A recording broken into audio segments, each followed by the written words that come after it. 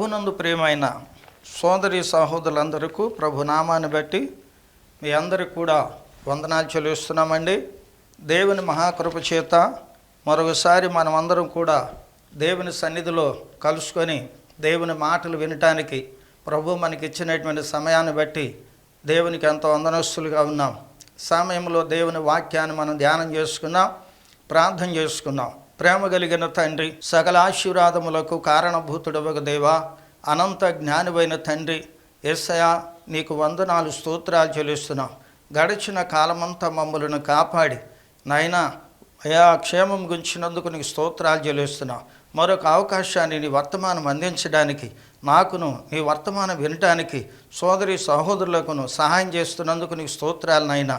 దయగలిగిన తండ్రి, వర్తమానం అందించడానికి సహాయపడిన సోదరి మల్లికా గారిని దీవించండి. వారి భర్త గారిని, బిడ్డలను కూడా దీవించి ఇచ్చిన దానికంటే అత్యధికంగా వారికి దయచేయమని ప్రభువా నేను వేడుకుంటున్నాను. నీ పక్షంగా నిలబడి నీ మాటలు అందించబోతున్నవాడును, బలహీనుడను, నువ్వు బలవంతుడు ప్రభువా. జ్ఞానాత్మతో నన్ను నింపండి. లేని మాటలు కల్పించకుండా, ఉన్న మాటలు తీసివేయకుండా, ఉన్నది ఉన్నట్లుగా యథార్థంగా నీ మాటలే పలకడానికి నాకు సహాయం చేయండి.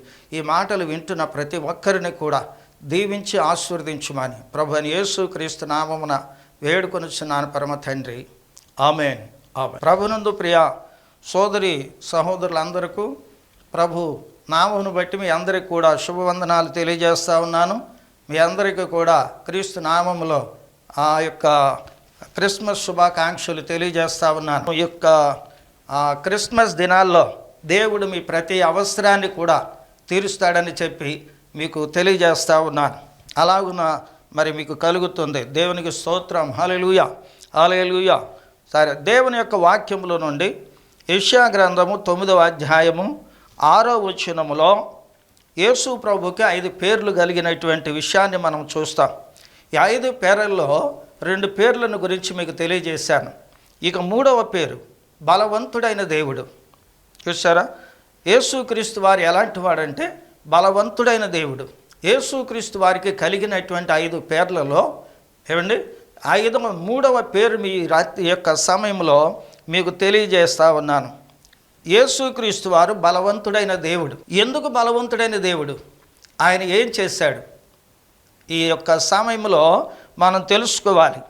ఏమండి, యెషయా గ్రంథం 9వ అధ్యాయం 6వ వచనం, ఏలయనగా మనకు శిశువు పుట్టెను, మనకు కుమారుడు అనుగ్రహింపబడెను, ఆయన భుజము మీద రాజ్యభారముండును, ఆశ్చర్యకరుడు, ఆలోచనకర్త, బలవంతుడైన దేవుడు. ఈ యొక్క 3వ పేరు మీకు తెలియజేయబోతా ఉన్నాను. ప్రభునందు ప్రియులారా, బలవంతుడైన దేవుడు. దేవుళ్ళు అనేక మంది ఉన్నారని చెప్పి, దేవుళ్ళు అనబడిన వారు ఉన్నారని, దేవతలు అనబడిన వారు ఉన్నారని చెప్పి దేవుని యొక్క లేఖనం తెలియచేయబడతా ఉంది. కానీ దేవుళ్ళలో, దేవుళ్ళు అనబడిన వారిలో, దేవతలు అనబడిన వారిలో బలవంతుడైన దేవుడు. ఈయన ఎంత బలవంతుడు అంటే ఈ లేఖన భాగంలో నుండి మనం తెలుసుకొనబోతూ ఉన్నాం. దేవుడు బలవంతుడైన దేవుడు. బలవంతుడైన దేవునికి హెబ్రీ భాషలో ఏమని అంటారంటే, ఆయన పేర్లలో ఒక పేరు ఏమిటంటే ఎలిషద్దాయ్. ఎలిషద్దాయ్, ఏల్ 1 ప్లస్ షద్దాయ్ 2 భాగాలుగా మనం విభజించవచ్చు. 1 ఏల్ అంటే బలవంతుడు, షద్దాయ్ అంటే పోషించేవాడు. 1 బలవంతుడు, 2వది పోషించేవాడు. చూడండి, ఈయన ఎంత బలవంతుడు అంటే ఈయన పోషించడములో కానీ, లేక మరి ఇతరులను రక్షించడములో కానీ, ఏమండి ఈయన బలవంతుడు. పోషించేవాడు అంటే మనకు చాలిన దేవుడు అని అర్థం. మనకు చాలిన దేవుడు. ఎలిషద్దాయ్ అంటే మనలను పోషించడానికి, రక్షించడానికి చాలిన దేవుడు, సమర్థుడు, శక్తివంతుడైన దేవుడు. ఈయన అన్నిటికీ సరిపోతాడు. ఈ దేవుడు ఎలాంటి వాడంటే ఒక విధానంగా పోషించడానికి మాత్రమే కాదు, కాపాడడానికి, రక్షించడానికి మాత్రమే కాదు, ఏమండి ఆదుకొనటానికి మాత్రమే కాదు, లేకపోతే ఇంకొక విధానంలో మనకు సహాయపడటములోనే మాత్రమే కాదు, అన్ని విషయాలలో కూడా ఇక ఎవరి ప్రమేయం లేకుండా ఈయన మాత్రమే సర్వశక్తుడిగా ఉండి మనలను పోషించి ఆదరించి ఆదుకుంటాడు. ఈయనకి ఎవరి సహాయం అవసరం లేదు.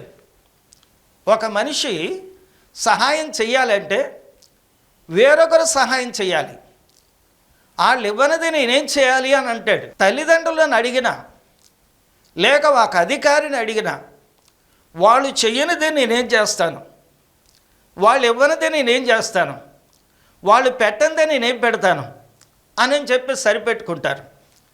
కానీ దేవుడు యేసుక్రీస్తు వారు బలవంతుడైన దేవుడు. ఈయన ఎవరి ప్రమేయం లేకుండా తనకు తానుగానే ఉండి తనకు తానుగానే సమృద్ధి గలవాడై ఉండి తనను తానే శక్తి కలిగినటువంటి వాడై ఉండి ఆయన నమ్ముకున్నటువంటి వారిని రక్షించడానికి, కాపాడడానికి, పోషించడానికి, సహాయపడడానికి ఈయన సమర్థుడు. ఎంత గొప్ప దేవుడు, ఎంత బలవంతుడైనటువంటి దేవుడు. ప్రభునందు ప్రియులారా, ఈయన స్వయ సమృద్ధి కలిగినటువంటి వాడు. ఇక ఆయనలో సకల సమృద్ధి ఉన్నది. ఇంకెవరి దగ్గర కూడా మనం వెళ్ళనవసరం లేదు. ఈయన మాత్రమే సర్వసమృద్ధి కలిగిన వాడు. అందుకని యొక్క దావీదు గారు ఏమంటాడంటే 23వ కీర్తన 1వ వచనములు అంటాడు, యెహోవా నా కాపరి, నాకు లేమి కలగదు అంటాడు. దేవుడే నాకు కాపరిగా ఉంటే నాకు లేమి, పేదరికం అనేటువంటిది ఉండదు అంటున్నాడు. అంటే దేవుని నుండి సకల సమృద్ధిని కూడా ఆయన పొందుకున్నాడు. అలాగే ఆయన నమ్మినటువంటి వారికి ఈయన కాపరిగా ఉండి పోషించి, సంరక్షించి, కాపాడి, సహాయం చేయగలిగినటువంటి దేవుడుగా ఉంటాడు. ప్రభునందు ప్రియులారా, ఈయన ఇంకెక్కడికో వెళ్ళనవసరం లేదు. చూడండి, ఒక ఎమ్మెల్యే గారు ఏమండి తన ప్రాంత ప్రజలకు ఏదైనా సహాయం చేయాలి అని అంటే ఏమండి ప్రభుత్వం దగ్గరికి వెళ్తారు, మంత్రి గారి దగ్గరికి వెళ్తారు. అయా పలానా ప్రాంతంలో కరువు వచ్చేసింది కనుక ఇంత నష్టపోయారు కనుక ఈ విధంగా మాకు సహాయం కావాలి అని చెప్పేసి అడుగుతారు. కానీ యేసు ప్రభు వారు అలాగ అడగవలసిన పని లేదు. ఆయనకు ఆయనే స్వయంభవుడుగా సమృద్ధి కలిగినటువంటి వాడికి ఉన్నాడు కనుక ఆయన ధననిధిలో నుండి మనకిస్తాడు. ఈయన సమృద్ధి, ఈయనలో ఉన్నటువంటి సమృద్ధి తరిగిపోయేది కాదు, ఏమండి ఆగిపోయేటువంటిది కాదు. ఆయన ఇస్తానే ఉంటాడు, మనకు సహాయపడతానే ఉంటాడు. స్వయ సమృద్ధి కలిగినటువంటి వాడు ఏమండి. అందుకని ఈయన ఎలిషడ్డై అంటారు, సర్వశక్తి కలిగినటువంటి దేవుడు. అంటే ఈయన ఎవరి శక్తి మీద ఆధారపడకుండా తన శక్తి మీద తను ఆధారపడి ఏమండి ఇతరులను రక్షించగలిగినటువంటి బలవంతుడైనటువంటి దేవుడు. ఈయన నమ్ముకున్నప్పుడు ఏమండి నీకేమీ కూడా కొదవ కాదు, ఏది లోటు కూడా కలగదు. వస్త్రము లేదని, ఆహారము లేదని, నివాసము లేదని, ఏమండి పోషణార్థమైన ఈవులు లేవని నువ్వేమీ భయపడనవసరం లేదు. ఈయన స్వయ సమృద్ధి కలిగినటువంటి వాడు. ప్రభునందు ప్రియులారా, ఈయనకి ఎవరి సహాయం కూడా అవసరం లేదు. ఏమండి ఈయన ఎవరి మీదో ఆధారపడవలసినటువంటి వాడు కాదు. ఈయనకి ఈయనే సాటి, ఈయనకి ఈయనే సాటి, ఈయనకి ఈయనగా స్వయంభవుడుగా ఉన్నాడు. ఈయనకి ఈయనే సర్వశక్తి కలిగినటువంటి దేవుడుగా ఉన్నాడు. నిన్ను రక్షించడానికి ఆయన తన శక్తిని అంతా కూడా ఉపయోగించి నిన్ను కాపాడగలిగినటువంటి వాడు.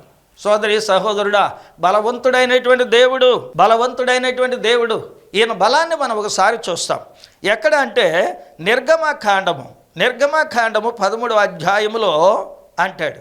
ఏమని అంటాడంటే ఏమండి యెహోవా తన బాహుబలము చేత, యెహోవా తన బాహుబలము చేత మిమ్ములను ఐగుప్తు దేశములో నుండి రప్పించాడు అని అంటాడు. చూసారా ఈయన బలం ఎంత గొప్పదో. ఇశ్రాయేలీలు 430 సంవత్సరాలు ఐగుప్తు దేశంలో బానిసలుగా బ్రతుకుతూ ఉన్నారు. బానిస బ్రతుకు ఏమండి, స్వేచ్ఛ లేదు, స్వాతంత్రత లేదు, వారికి ఆహారం లేదు, సమృద్ధి లేదు. ఏమండి ఒక స్వతంత్రులు కాదు వాళ్ళు. ఒక రాజు యొక్క బానిసత్వం కింద బ్రగ్గిపోతూ స్వేచ్ఛ లేకుండా, స్వతంత్రత లేకుండా, ఏమండి సమృద్ధి లేకుండా, సరైన నివాసం లేకుండా గుడారాల్లో నివాసం చేసి 430 సంవత్సరాలు బ్రతికారు. వారు బయటికి రావడానికి వీలేదు, వెళ్ళనివని అంటున్నాడు రాజు. బానిసలుగా వారిని వాడుకుంటా ఉన్నాడు. అటువంటి పరిస్థితులు వాళ్ళు ప్రార్థన చేశారు. అబ్రహాము దేవా, ఇస్సాకు దేవా, ఇదిగో మా పితరుడైన అబ్రహాముతోనూ ఇస్సాకుతోనూ యాకోబుతోనూ నువ్వు చేసిన వాగ్దానాన్ని జ్ఞాపకం చేసుకోమని చెప్పి ప్రార్థన చేశారు. అప్పుడు దేవుడు మోషేని పంపించాడు. మోషే ఇశ్రాయేలు ప్రజలందరికీ కూడా నాయకుడిగా ఉండి వారిని తీసుకొని వచ్చాడు బయటికి. చూసారా ఎలా తీసుకుని వచ్చాడంటే, ఈ యొక్క ఐగుప్తు రాజు నేను వెళ్ళనేనన్నాడు, వెళ్ళిపోతే నాకు పనిచేసేవారు లేరు అని చెప్పేసి వాళ్ళని ఆపేశాడు. అటువంటి పరిస్థితుల్లో దేవుడు అది చూసి అతని మనస్సును మార్చడానికి అద్భుతాలు చేశాడు. ఏమండి, వాళ్ళు నీరు తాగకుండా నీటిని రక్తముగా మార్చాడు. ఏమండి, వాళ్ళ ఇళ్లలోనికి, వంట గదుల్లోనికి, వంట పాత్రలోనికి కప్పలు వెళ్ళేటట్లుగా చేశాడు. వాళ్ళ యొక్క చేను పండిపోతే ఆ పంట మీదకు మిడతలు తినివేసేటట్లుగా మిడతలను పంపించాడు. ఏమండి, పంటలన్నీ కూడా నాశనం అయిపోయేటట్లుగా ఆకాశము నుండి వడగండ్ల వాన కురిపించాడు. దానితో పంటలు నాశనం అయిపోయినాయి. ఆఖరిగా ప్రథమ కుమారుడు, ఆ ఐగుప్తు దేశంలో ఉన్నటువంటి వారందరి యొక్క ప్రథమ కుమారుడు చనిపోయేటట్లుగా చేశాడు. ఆ యొక్క విషయానికి రాజు భయపడిపోయి, ఇక మీ దేవుడు నన్ను శిక్షించాడు కనుక మీ ప్రజలను మీరు తీసుకుని వెళ్ళిపోండి అని చెప్పేసి అన్నాడు. చూసారా, ఇది ఫరో యొక్క కనికరము కాదు, లేక మోషే యొక్క బలము కూడా కాదు, దేవుని బాహుబలము చేత ఆయనే వారిని బయటికి తీసుకుని వచ్చాడంటే ఎంత బలవంతుడు. ప్రియ సోదరి సహోదరుడా, ఈ యొక్క సమయంలో నీవు ఎటువంటి బానిసత్వంలో ఉన్నావో, దేనికి నువ్వు బానిసవై బ్రతుకుతున్నావో, త్రాగుడుకు బానిసవై బ్రతుకుతున్నావా, లేకపోతే ఇంకా అనేకమైన చెడు అలవాట్లకు బానిసగా బ్రతుకుతున్నావా, ఇంకా అనేకమైన నేరాలకు బానిసవైపోయి బ్రతుకుతున్నావా, లేకపోతే ఒక మనిషి చేతిలో ఉండి అన్యాయం చేయడానికి కానీ, దౌర్జన్యాలు చేయడానికి కానీ, విప్లవాలు లేవదేయటానికి కానీ ఒక మనిషికి నువ్వు బానిసవైపోయి నీకు స్వేచ్ఛ లేకుండా, ఏమాత్రం స్వతంత్రత లేకుండా బానిస బ్రతుకుతున్నావా? ఈ సమయంలో ప్రభు అయిన యేసుక్రీస్తు వారు అనే బలవంతుడైన యేసుక్రీస్తు నందు కనుక నువ్వు విశ్వాసం ఉంచినట్లయితే, ఇశ్రాయేలీయులను ఐగుప్తు దేశంలో నుండి ఆ బానిస బ్రతుకు నుండి బయటికి ఎలా తీసుకుని వచ్చాడో, ఈ యొక్క సమయంలో కూడా నిన్ను యేసుక్రీస్తు వారు కూడా నిన్ను ఆ బానిసత్వం నుండి ప్రభు నిన్ను విడిపిస్తాడు. ఈయన తప్ప వేరొక దేవుడు లేడు. ఈయన తప్ప నిన్ను పరిశుద్ధునిగా చేసేవాడు లేడు. ఈయన తప్ప నీకు మార్పు కలగజేసేవారు లేరు. ఈయన తప్ప నిన్ను పరిశుద్ధమైన మార్గములో, నీతి మార్గములో నడిపించేటువంటి వారు ఎవ్వరు కూడా లేరు. ఈయన ఒక్కడు మాత్రమే. ఈయనే బలవంతుడైన దేవుడు.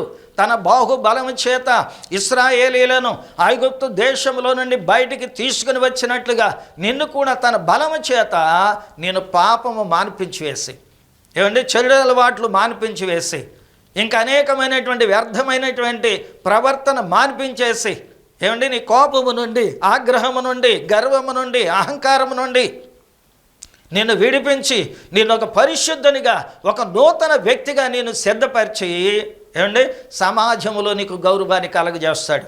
ఏమండి నీ ఇంటి వారు నిన్ను గౌరవించేటట్లుగా చేస్తాడు. సమాజము నిన్ను ఆప్యాయతతో ప్రేమించేటట్లుగా చేస్తాడు. దేవునికి నీవు ఒక మంచి విలువైనటువంటి వ్యక్తిగా ప్రభు నిన్ను చేస్తాడని చెప్పి నీకు మనవి చేస్తున్నాను. ప్రతి మనిషి కూడా దేనికో దానికి బానిసై ఉంటాడు. ఏమండి దేనికో దానికి, ఏదో ఒక అలవాటుకో, లేకపోతే ఏ మనిషికో, ఏ యొక్క మరి ఆ క్రియలకో బానిసై ఉంటాడు. ప్రభునందు ప్రియులారా, ఆ బానిసత్వం నుండి బయటికి రావాలని చూస్తూ ఉంటారు.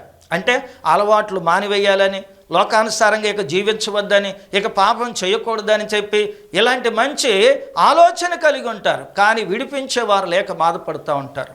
ప్రభునందు ప్రియులారా, నిన్ను విడిపించడానికి సమృద్ధి కలిగిన వాడు, శక్తి కలిగిన వాడు యేసుక్రీస్తు అని చెప్పి నీకు మనవి చేస్తా ఉన్నాను. ఏమండి యేసుక్రీస్తు వారే నిన్ను ఆ యొక్క ఐగుప్తు అనేటువంటి పాపము నుండి, ఐగుప్తు అనేటువంటి ఆ యొక్క బానిసత్వము నుండి ఇశ్రాయేలీయులను ఎలా రక్షించాడో, అలాగే ఈరోజు కూడా నిన్ను కూడా దేనికైతే నువ్వు బానిసవై బ్రతుకుతున్నావో ఆ బానిస బ్రతుకు నుండి నిన్ను విడిపిస్తాడు. బలవంతుడైన దేవుడు యేసుక్రీస్తు నమ్ముతావా?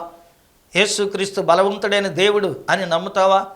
అలా నమ్మినట్లయితే ఆయన బలము నీ మీద పనిచేసి ఏమండి నీవు ఏ బానిసత్వంలో ఉన్నావో, ఆ కష్టాల బానిసత్వంలో ఉన్నావో, లేక త్రాగుడు బానిసత్వంలో ఉన్నావో, అనేకమైన శరీర కార్యాలు అనేటువంటి అలవాట్ల నుంచి అలవాట్లు బానిసవై ఉన్నావో, దాని నుండి బయటికి రాలేకపోతున్నావో, వాటి నుంచి నిన్ను ప్రభు బయటికి తీసుకుని వస్తాడు. బలవంతుడైన దేవుడు. అందుకనే మోషే ఏమంటాడంటే, ఆ నిర్గమకాండము 15వ అధ్యాయం 2వ వచనములో మోషే కీర్తనలో ఏమి మాట్లాడతాడంటే, యెహోవా నా బలము అంటాడు. యెహోవా నా బలం. నా బలమంతా ఎవరు అంటే యెహోవాయే అంటాడు. యెహోవాయే అనే మాటకు గ్రీకు భాషలో దాని అర్థం ఏమిటంటే రక్షించేవాడు, యేసు అని అర్థం. ఏమండి, నిన్ను రక్షించేవాడు, కాపాడేవాడు, నిన్ను బానిస బ్రతుకు నుండి విడిపించేవాడు ఎవరు అంటే యెహోవాయే, యేసుక్రీస్తు వారే. ఆయన వేరు, యెహోవా వేరు, యేసుక్రీస్తు వేరు అని చెప్పి అనుకోమాకండి. యెహోవాయే యేసుక్రీస్తుగా ఈ లోకంలోనికి వచ్చాడు. ఏమండి, యెహోవా అంటే దాని అర్థం ఏంటంటే ఏమండి యేసు అని అర్థం. యేసే నిన్ను రక్షించేవాడు. ఇక నిన్ను ఎవరు రక్షించలేరు. అప్పుడప్పుడు మనుషులు అంటారు, దేవుడే నిన్ను రక్షించాలి అంటాడు. నిన్ను ఈ బానిసత్వం నుండి, నేను పాపం నుండి నిన్ను ఎవరు విడిపించాలంటే యేసే నేను విడిపిస్తాడేక, ఆయన తప్ప ఎవరు లేరు అని చెప్పేసి అంటా ఉంటా. ప్రభునందు ప్రియులారా, అందుచేత మోషే అంటున్నాడు యెహోవాయే నా బలం అంటాడు. ఏంటి ఆ బలం? ఏమండి, మోషే ఎన్ని కార్యాలు చేశాడు, అద్భుతాలు చేశాడు. ఆకాశము నుండి మన్నా కురిచేటట్లుగా ప్రార్థన చేశాడు. అయ్యా, మనుషులకు ఈ యొక్క ప్రజలకు ఆహారం లేదు అన్నాడు. ఏమండి, ఆకాశము నుండి మన్నా కురిపించాడు. మాంసము లేదని చెప్పేసి ఏడుస్తున్నారు అని చెప్పేసి అన్నాడు. ఆకాశము నుండి పురేళ్లను కురిపించాడు, వారు తృప్తి చెందారు. ఐగుప్తు దేశము నుండి బయటకు వచ్చేసినప్పుడు ఎర్ర సముద్రం దగ్గరకు వచ్చారు. ఎర్ర సముద్రం బాగా పొంగుతూ ఉంది. అది ఎందుకు ఎర్ర సముద్రం అంటే దాని నీరు ఎర్రగా ఉంటుంది. ఎర్రమట్టి ఆ ప్రాంతం అంతా కూడా ఎర్రగా ఉంటుంది. అది బాగా పొంగుతూ ఉన్నది ఉధృతంగా. అక్కడికి ప్రజలు వచ్చారు. దాటడానికి సముద్రం దాటి వెళ్ళిపోతే ఇక అవతలకి అరణ్యంలోనికి వెళ్ళిపోవచ్చు. అంచేత ఆ సముద్రాన్ని చూశారు వీళ్ళు, భయపడతా ఉన్నారు. వెనకాల శత్రువైన ఐగుప్తు రాజు తన సైన్యాన్ని పంపించాడు. వాళ్ళందరినీ కూడా తీసుకురండి అని చెప్పేసి పంపించాడు. ఆ సైన్యాన్ని చూసి, వాళ్ళ చొప్పులు చూసి, వారి రథాలు, గుర్రాలు, ఆయుధాలు చూసి వీళ్ళు భయపడిపోతూ ఉన్నారు. ఐగుప్తు దేశంలో పాతి పెట్టడానికి స్థలాలు లేవని మమ్మల్ని ఇక్కడికి తీసుకుని వచ్చారని చెప్పి మోషేను ఆ యొక్క అహరోను కూడా నిందిస్తూ ఉన్నారు. అటువంటి సమయంలో ఏమండి దేవునికి ప్రార్థన చేశాడు. దేవుడు అన్నాడు, ఇదిగో ఈ రాత్రి మీరు మీకు కలగబోయే రక్షణ ఊరకుండి చూడుడి అన్నాడు. అంతే, ఊరిక ఉండి చూడండి అంతే. యుద్ధాలు చేయని అవసరం లేదు, కత్తులు పట్టుకొని అవసరంలా, డాళ్ళు పట్టుకొని అవసరంలా, ఏమండి గుర్రాలు వేసుకునే అవసరంలా, రథాలు వేసుకునే అవసరంలా. ఏమండి మీరేమి సొంత ప్రయత్నం చేయొద్దు, మీరు నిదానించి చూడండి అంతే, నిలబడి చూడండి అంతే, ఊరిక నిలబడి చూడండి. ఏమండి ఒక ఎగ్జిబిషన్ చూసినట్లుగా, ఒక వింత చూసినట్లుగా, ఏమండి ఊరిక నిలబడి చూడండి అన్నాడు అంతే.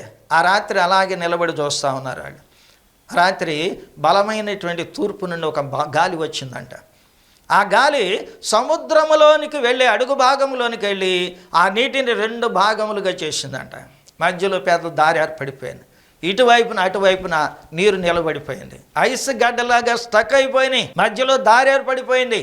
ఆ గాలికి సముద్రం యొక్క ఇసుక కూడా ఆరిపోయింది. ఆరిన నేలన వారందరూ కూడా దాటి అవతలకు వెళ్ళిపోయారు. ప్రియ సోదరి సహోదరుడా, ఎంత అద్భుతం! దేవుడు తన బలము చేత ఏమండి సముద్రాన్ని కూడా పాయలు చేసి ఆ సముద్రంలో గుండా ఇశ్రాయేలీలను అవతనికి నడిపించేశాడు. మార్గాన్ని కలగజేసే దేవుడు ఈ దేవుడు. ఎలాంటి వాడంటే నీకు అనేకమైనటువంటి పరిస్థితుల్లో ఏం చెయ్యలేని పరిస్థితుల్లోనూ ఉంటాం. ఏమండి ఏం చెయ్యాలో తెలియక ఒక్కోసారి నీ పనులు జరిగించుకునే విషయంలో, నువ్వేదన్నా వ్యాపారం చేసుకునే విషయంలో కానీ, లేకపోతే నీ సమస్యలు తీర్చుకునేటువంటి విషయంలో కానీ చాలా కష్టపడుతూ ఉంటావు, చాలా బాధపడుతూ ఉంటావు. ఏమండి అటువంటి పరిస్థితుల్లో కూడా దేవుడు నీకు ఏం చేస్తాడంటే ఏమండి ఒక మార్గాన్ని తెరుస్తాడు నీకు ఆయన. నువ్వు దాన్ని దాటి వెళ్ళిపోవటానికి, ఆ క్లిష్ట పరిస్థితులను దాటి వెళ్ళటానికి, ఆ సమస్యలను దాటి వెళ్ళిపోవటానికి, ఆ కష్టాన్ని దాటి వెళ్ళిపోవటానికి, ఏమండి ఆ అప్పుల సమస్య నుండి నువ్వు బయటపడటానికి, లేక నీకు వచ్చిన రోగము నుండి నువ్వు బయటపడటానికి, ఏమండి దేవుడు ఒక మంచి మార్గం తెరుస్తాడు. దేవుడు ఎలాంటి వాడంటే, ఏమండి నీకు ఏ విధమైనటువంటి సహాయం అందనటువంటి స్థితిలో, ఏమండి ఏ విధమైన సహాయం అందనటువంటి స్థితిలో నిన్ను కాపాడటానికి దేవుడు ఒక శూన్యములో నుండి ఒక పదార్థాన్ని సృజించినట్లుగా దేవుడు నీకు అనుకూల పరిస్థితులను దేవుడు నీకు కలగజేస్తాడు. అలాంటి బలవంతుడైన దేవుడు. ఇశ్రాయేలీలు వెనక్కి వెళితే శత్రువులు, ముందుకు వెళితే సముద్రం, ఏం చేయాలో తోచక ఏడుస్తూ ఉన్నారు. ఏమండి అటువంటి పరిస్థితుల్లో దేవుడు వారికి ఒక మంచి మార్గం తెరిచాడు. సముద్రంలో గుండా దారిని ఏర్పాటు చేశాడు. సముద్రం నిజంగా ఎవరు పోల్చడానికి కూడా అవకాశం ఉండదు. అది ఏమండి అంత సముద్రాన్ని పోడటం ఎవరికి సాధ్యం కాదు. కానీ దేవుడే ఆ యొక్క సముద్రాన్ని పాయలుగా చేశాడు. సముద్రాన్ని పాయలుగా చేశాడు. దాని గుండా దారిని వెళ్ళిపోయారు వాళ్ళు. చూడండి, అబ్రహామును మనము చూస్తాము. అబ్రహామును దేవుడు పిలిచాడు. పిలిచిన సమయంలో అబ్రహాము బొమ్మలు అమ్ముకుంటా ఉన్నాడు. అటువంటి పరిస్థితుల్లో అబ్రహామా అని చెప్పి దేవుడు పిలిచాడు. చిత్తం ప్రభు అన్నాడు, ఇదిగో ఈ దేశాన్ని వదిలిపెట్టి, నీ బంధువులను వదిలిపెట్టి, నీకున్నటువంటి సమస్తాన్ని వదిలిపెట్టి నేను చూపించిన దేశానికి వెళ్ళు అని చెప్పేసి అన్నాడు. అక్కడికి వెళ్ళిన తర్వాత నిన్ను గొప్ప జనముగా చేస్తాను అన్నాడు. నీ పేరును గొప్ప చేస్తాను అన్నాడు. నీ సంతానాన్ని ఇసుక రేణువులంత విస్తారంగా చేస్తాను అన్నాడు. ఆకాశ నక్షత్రాల వలె నీ సంతానాన్ని చేస్తాను అన్నాడు.